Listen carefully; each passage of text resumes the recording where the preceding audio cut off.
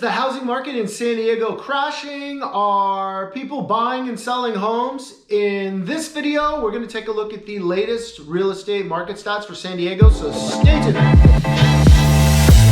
Alright, what's up everybody? I'm Wesley Guest, and in this video, we're going to take a look at the latest real estate market stats for San Diego. We're going to look at how the housing inventory levels are looking, if people are buying, selling homes, if we're seeing any big effects from all the COVID-19 madness happening, the stock market volatility, unemployment, and all the other economic factors that are happening right now. But real quick, if you're thinking about moving to, from, or within San Diego, don't be shy about getting a hold of me and getting tons of emails, calls, and texts, and I absolutely love it. If there's anything I can do to help you reach your real estate goals, I will 100% make it happen. If you want to learn everything about San Diego, like where to eat, work, sleep, and play, then go ahead and tap subscribe, and then make sure to click that little bell. That way you're notified every single time I upload a new video. All right, so let's hop right in. The first figure I wanted to look at is housing supply. This is a very important figure in real estate. It represents a lot of different economic factors that are happening. And just for reference,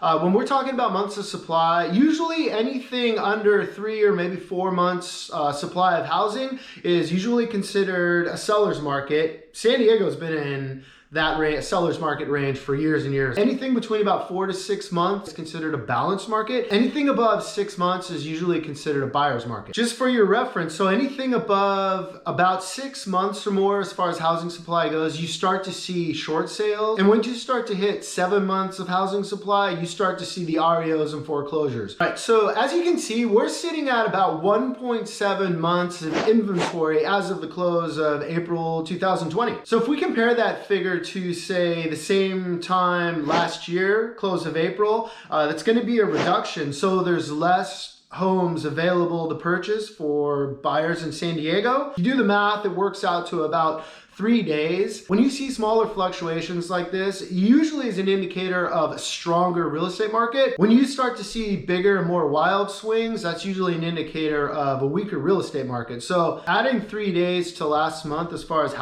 month supply of inventory, that's a great sign for the San Diego real estate market. Okay, so that housing supply number, that's an important figure. That's a number that I always go to first. I look at all the other figures, of course, but very important. The other figures this month for housing are going to be closed sales, pending sales, the average price point. So the average price point is up about 3.3%. Good news. The closed sales is also up.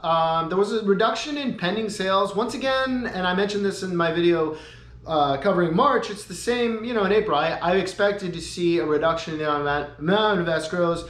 You have a lot of things going on related to everything that we're all dealing with COVID, economic changes, but you had escrows.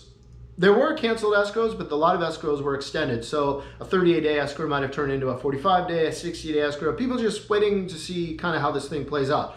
That didn't surprise me, but that reduction in pending sales is not enough to really blow up our housing inventory or supply number yet. But that being said, as far as tracking this market and trying to predict, or if you're watching to see if a major change is coming into real estate, there's really 3 different factors that I'm watching, and I think you probably should watch as well. So unemployment, right? Unemployment. A lot of people got laid off. A lot of people are furloughed with the expectation that they're going to come back to work. Unfortunately, it doesn't always work like that. So if all those people don't come back to work, or they go back to work, let's say they come back maybe at a lower rate, they go back to a different job at a lower rate, or they don't go back to work at all, we could have a problem. The second issue to keep an eye on is going to be mortgage forbearance.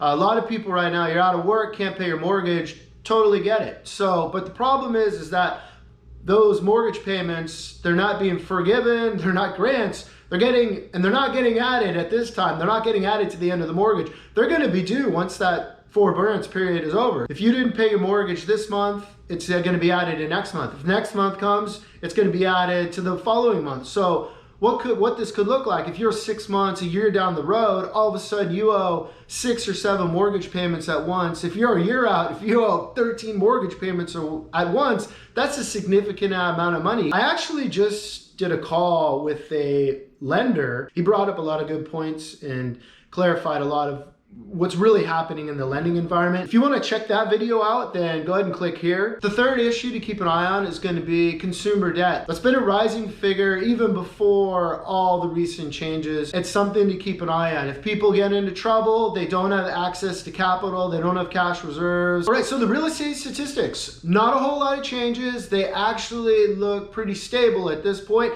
It doesn't mean though that there couldn't be changes down the road. Sometimes real estate or housing tends to have lagging indicators. So it looks pretty good right now, but could we see changes in 6 months, 12 months? Absolutely. Could it look a lot better in 6 or 12 months? Absolutely. Could it be worse? Yeah, it definitely could. But as of right now, we're looking pretty solid. Keep those three issues, the unemployment, people coming back to work, the forbearance, and the consumer debt. Watch those figures. They could have a significant difference, or they can make a difference on the real estate market for sure, and they would impact, you'd see it in the supply number of homes. Hopefully that helps you and gives you some clarity on what's going on, at least in the real estate market. Real quick, if you're thinking about moving to, from, or within San Diego, don't be shy about getting a hold of me. I'm getting tons of emails, calls, and texts, and I absolutely love it. If there's anything I can do to help you reach your real estate goals, I will 100% make it happen. And see you in the next video.